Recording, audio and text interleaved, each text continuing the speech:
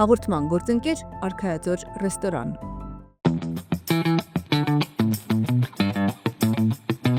Սիրով բոլորին հրավիրում ենք նոր Արքայաձոր ռեստորանային համալիրի փակսրահ վայելելու ամենօրյա շոու ծրագրերը եւ համեղ խոհանոց։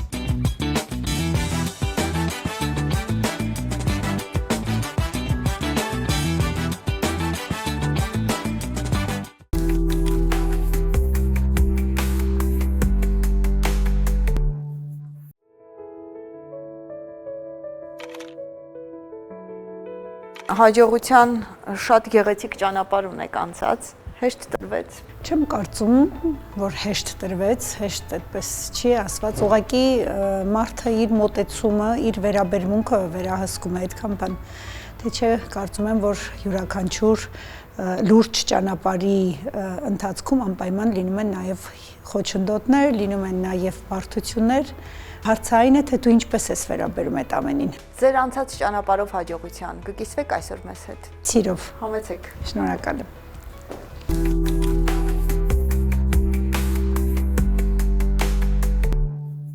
Կան մարդիկ, ովքեր օրինակ են ապրելու, արարելու, ստեղծելու եւ ստեղծագործելու։ Կան մարդիկ, ովքեր օրինակ են դժվարություններից չկոտրվելու, առաջ գնալու ու շատ վեր թռչելու։ Նայինե Ավագյան, բանաստեղծ, մանկավարժ, մայր, հայրենասեր, մեծ հայրենասեր մարդ։ Շնորհակալ եմ մեր ժամանակ հատկացնելու համար։ Ես էլ շնորհակալ եմ հրավերի համար։ Հաջողության ձեր ճանապարհը դպրոցական, կարող եմ ասել, որ դպրոցական տարիներից սկսվեց, թե ավելի վաղ։ Հաջողության ճանապարհ, նայած դուք եթե որպես գրող, բանաստեղծ, ապա ավելի ուշ։ Իսկ առհասարակ ես ինձ համարում եմ հաջողակ մարդ։ Այո, շատ կարևոր։ Ինձ ինչ հիշում եմ, համարում եմ ինձ հաջողակ մարդ, պարկասցա։ Ստեղծագործել սկսեցիք դպրոցական տարիներից։ Այո, ստեղծագործել եմ 3-րդ, 4-րդ դասարանից։ Այդ ընթացքում իհարկե այդպես ավելի շատ բանաստեղծական չի եղել խոսքը, շարադրություններ ստեղծագործական, նույնիսկ միջոցառումների սցենարներ եւ այլն այդպես։ Դե ցիրքը իրեն արտահայտել է ժամանակ առ ժամանակ, իսկ որպես բանաստեղծություն, որպես արդեն ավելի կուռ խոսք, ավելի ուշ տարիքում։ Դուք ընտրեցիք մանկավարժի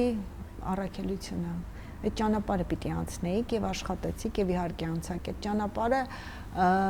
հետո հասկացաք, որ ձերն ավելի շատ ստեղծագործական աշխատանքին ավելի խորքային տրվելն էր։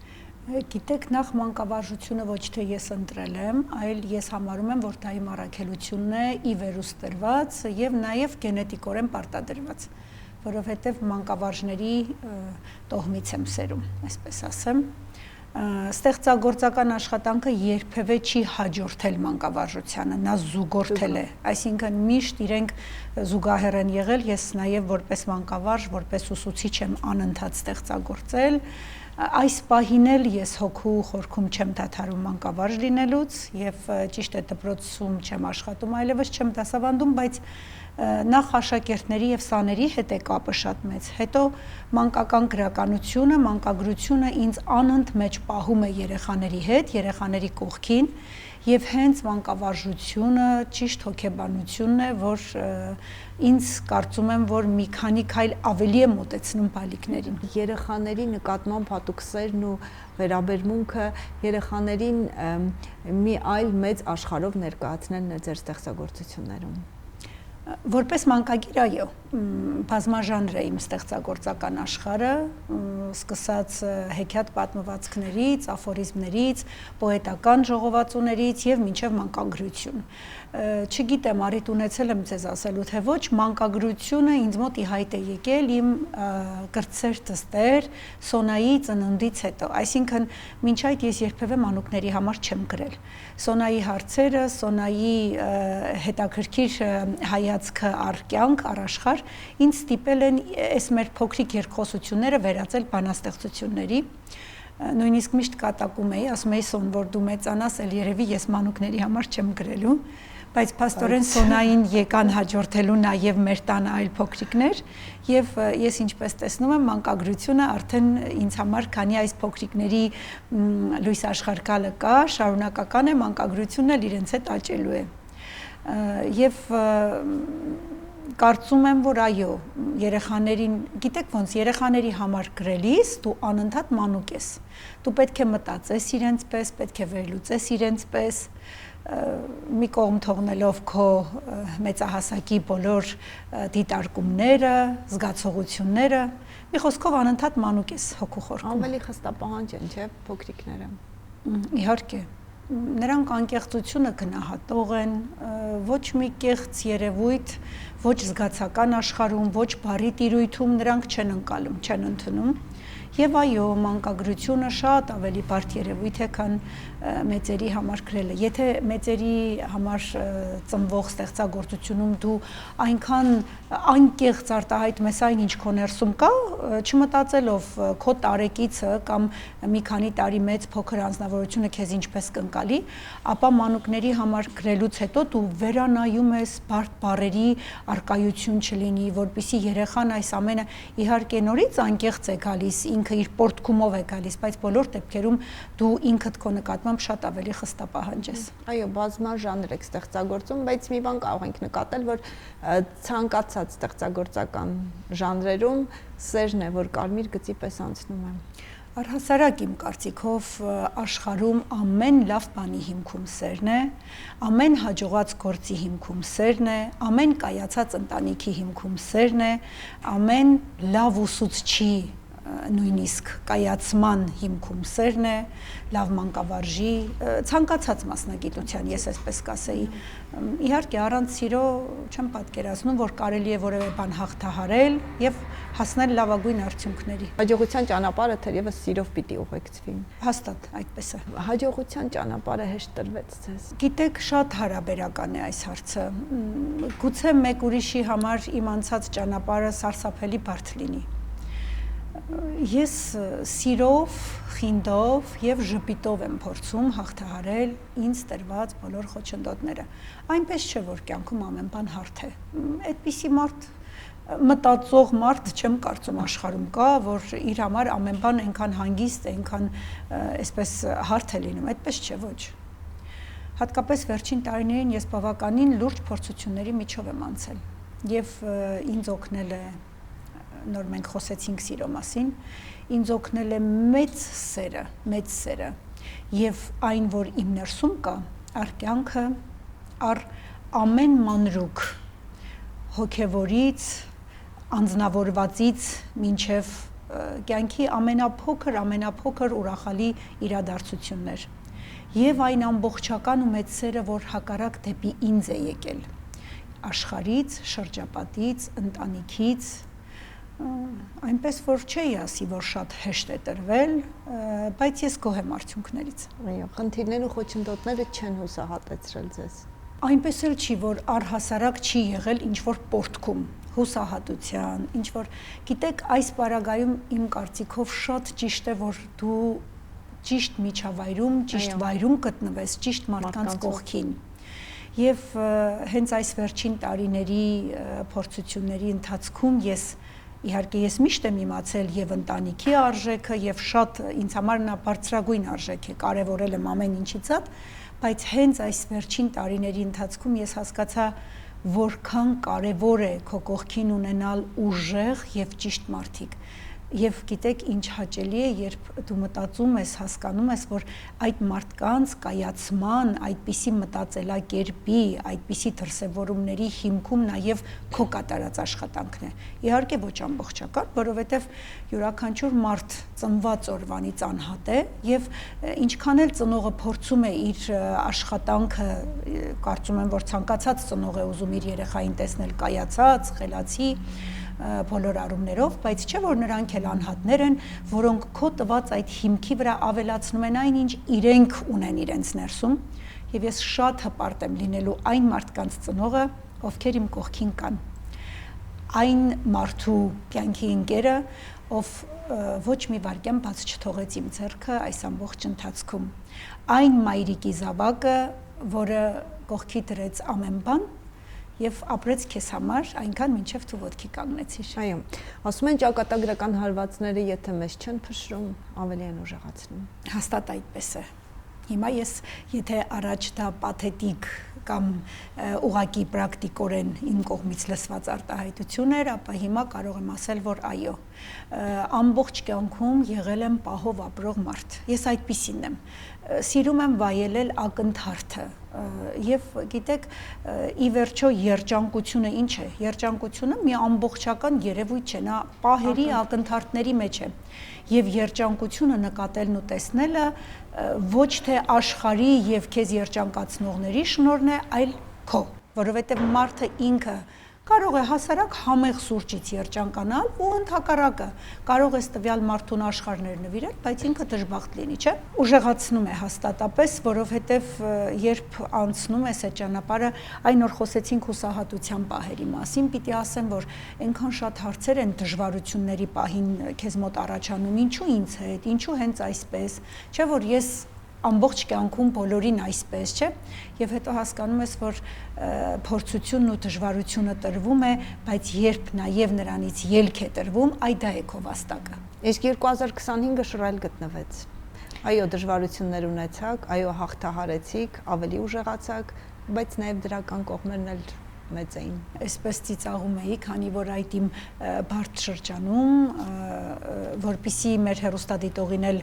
շատ մութ չմնա, ասեմ, որ առողջական լուրջ խնդիր եմ ես հաղթահարել, եւ այս ամբողջ այս շրջանում ինձ հետ կատարվել են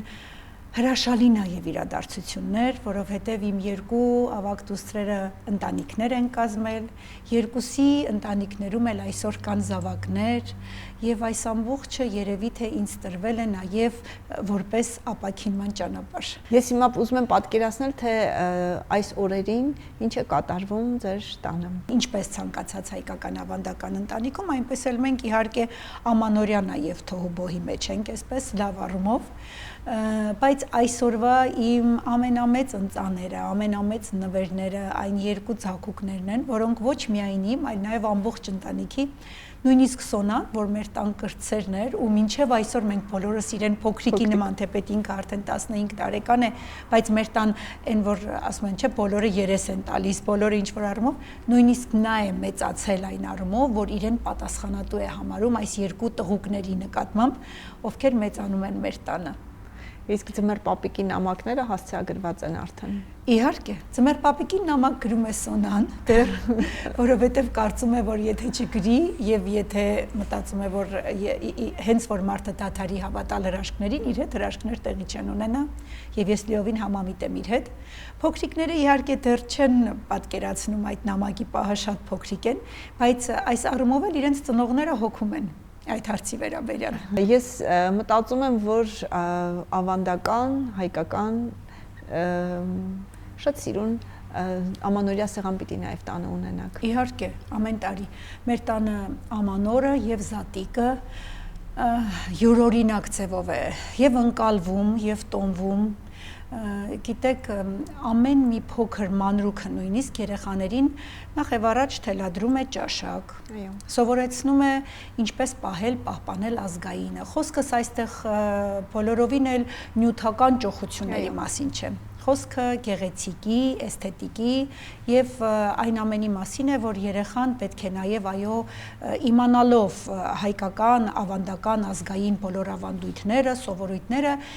իր տանից տեսնի, սովորի եւ նաեւ ես այնքան եմ հիմա ուրախանում, երբ հյուր եմ գնում իմ դուստրերին եւ տեսնում եմ, որ նույնությամբ իրենց տներում է շարունակվում այս ամենը։ Բայց կան ընտանեկան ուտեստներ, որոնք դուք եք պատրաստում ամանորի հետ կապված։ Ամեն բան ենք մենք պատրաստում։ Նախ ասեմ ամուսինս արտակարգ լավ ձեռք ունի, շատ համեղ եւ սիրում է խոհանոցում լինել, մենք միասին ենք սիրում խոհանոցում լինել։ Մայրս իր տեղում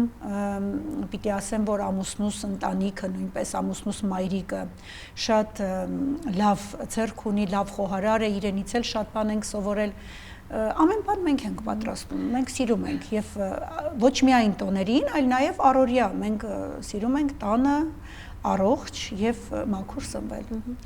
Տիկին Ավագյանը 2025-ը ամփոփելիս անշուշտ չենք կարող չնկատել այն ձեռքբերումները, որոնք ունեցաք այո տարին։ Ինչպես եւ ամեն տարի, ես ինչու սկզբում ասացի, որ ես հաջողակ ինձ համարում եմ։ Գիտեք, մարդիկ տեսնում են այն, ինչ դու ցույց ես տալիս, այսինքն վերջնական արդյունք։ Այո։ Իրենք չգիտեն, թե դրա հետևում դու ինչպիսի աշխատանք ես տանում։ Աշխատում ես ինքդ քեզ հետ, աշխատում ես քո բարուբանի հետ, աշխատում ես քո գրքերի հետ, աշխատում ես մանուկների հետ, աշխատում ես այդ բոլոր միջոցառումներում եւ մեկ էլ տեսնում ես, որ քո աշխատանքը իսկապես գնահատվում է։ 2025-ը պետք է առանձնացնեմ հատկապես նրանով, որ ես նաեւ դարձա Ավետիս Արտ միջազգային միության անդամ, որը Հայաստանի Հանրապետության սահմաններում բավականին լուրջ եւ գեղեցիկ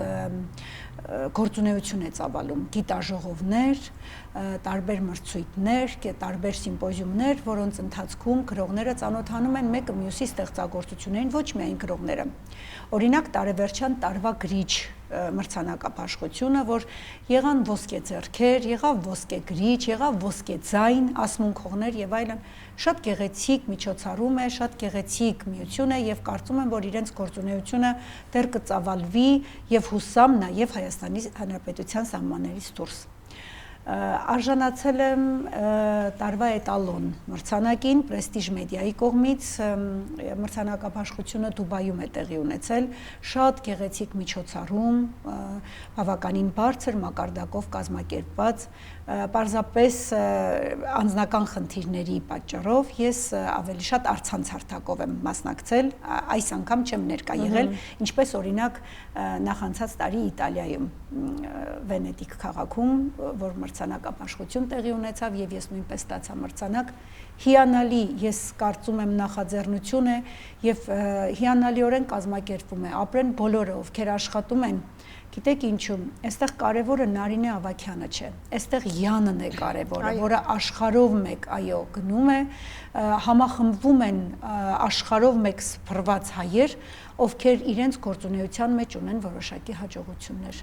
Ծանոթանում են մեկը մյուսի հետ, ծանոթանում են այն աշխատանքին, որը տեղի է ունենում Հայաստանի Հանրապետության սահմաններից ներս, եւ գրողներին, եւ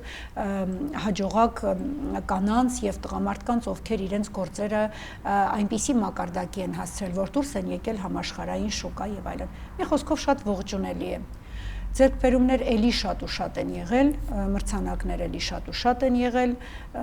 կարծում եմ, որ իմ էջերին հետևող, իմ բոլոր ընթերցողները մանրամասնորեն նրանց բոլորին ծանոթ են։ Այո, 2012-ին ձեր առաջին գիրքը լույս տեսավ։ Այո։ Եվ 2012-ից հետո ես նկատում եմ, որ տարվա մեջ գոնե մեկ անգամ դուք ունենում եք նոր Այո, 2020 տեսեք 2025 թվականն է, այսինքն 13 տարվա մեջ ես 18 գրքի հեղինակ եմ։ Ուրեմն որպես կանոն պոետական ժողովածուները ես նախընտրում եմ, որ լույս տեսնեն իմ ծննդյան օրը ինձ հետ, իսկ մանկական գրականությունը իր նոր դրսևորումներով հունիսի 1-ին։ Եվ այս հունիսի 1-ը մենք մեր ընտանիքով, նրանց բոլորի համատեղ ուժերով տոն ենք դարձնում բարիկների համար, ովքեր գալիս են Հայաստանի Հանրապետության ամբողջ տարածքից, Կոտայքի մարզից են գալիս, Գյումրիից են գալիս, տարբեր 200-ից 250 երեխա է մասնակցում այն շնորհանդեսներին, որոնք կազմակերպվում են հունիսի 1-ին Տիկնիկային թատրոնում Երևանի Հովհաննես Թումանյանի անվան Տիկնիկային թատրոնում։ Դա ավանդույթ է դարձել, բոլորը գիտեն, որ այդ օրը իրենց համար գեղեցիկ տոն է քաղցրավենիքներով, իրենց համար գեղեցիկ տոն է երգով, պարով, քանի որ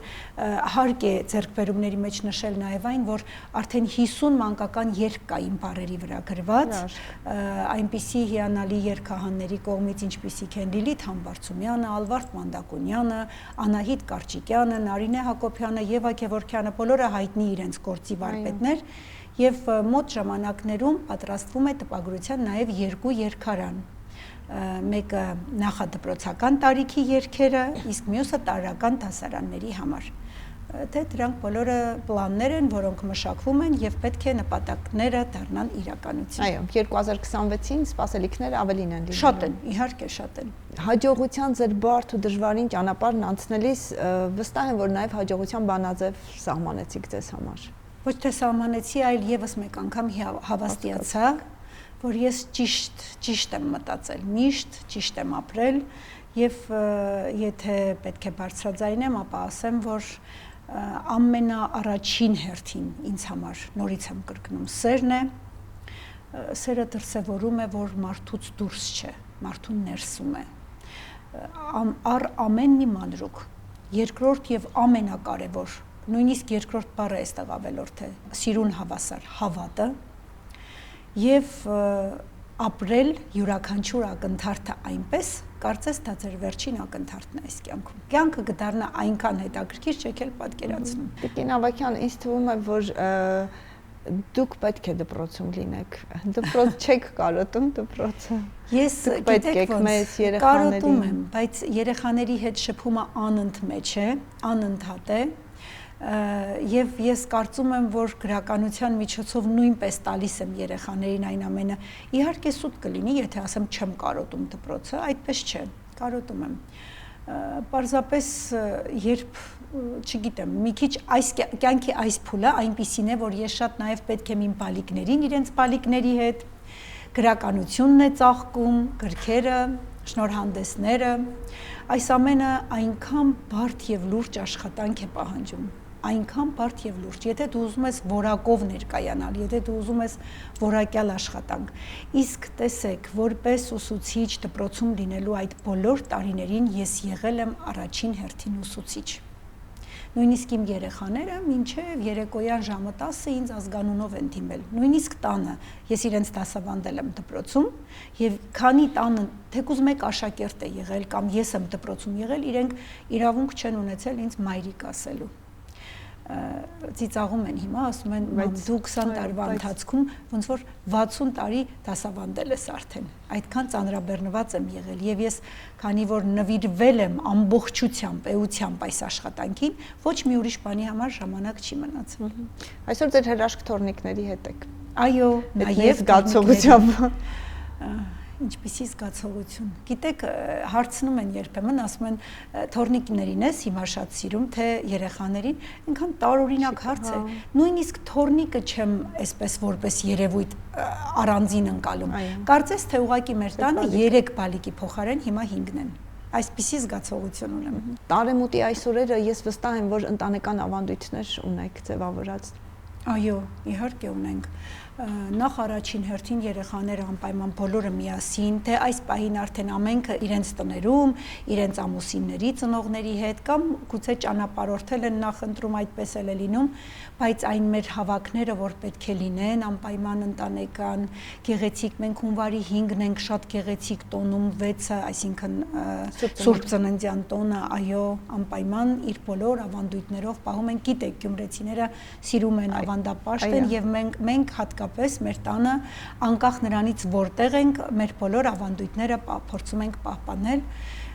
երեխաների նվերները ծմեր պապիկի պարկերը այն երջանկությունը այն սերը որ դու տալիս ես եւ վստահ ես որ երևի թե ես հիմա չեմ սխալվի եթե ասեմ կրկնակի ու երակի մեր զավակները վերադարձնում են եւ ես ուզում եմ որ ցանկացած ծնող ով իր զավակով ապրել է, իր զավակի մեջ ներդրել է իրեն, անպայման արժանանա այն վերաբերմունքին, ինչին ես արժանանում եմ այսօր։ Ձմեռ պապիկից ինչ է խնդրում Նայինե Ավագյանը։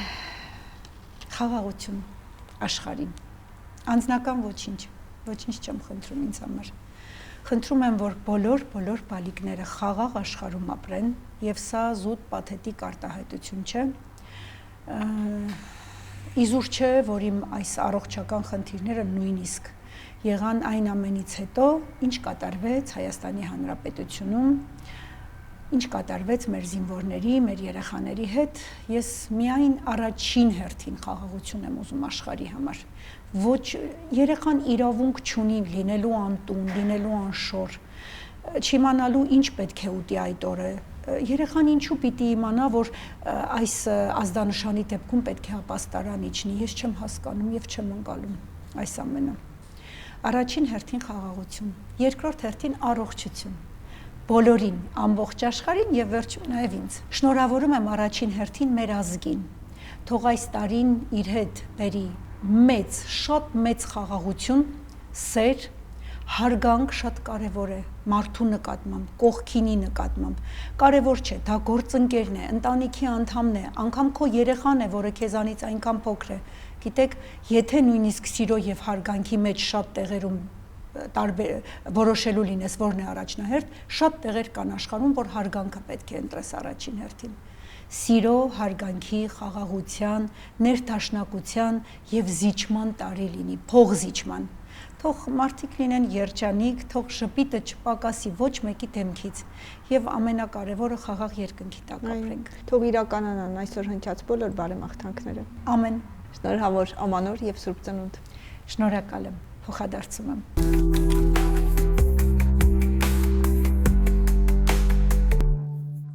Հաղորդման գործընկեր Արքայաձոր ռեստորան։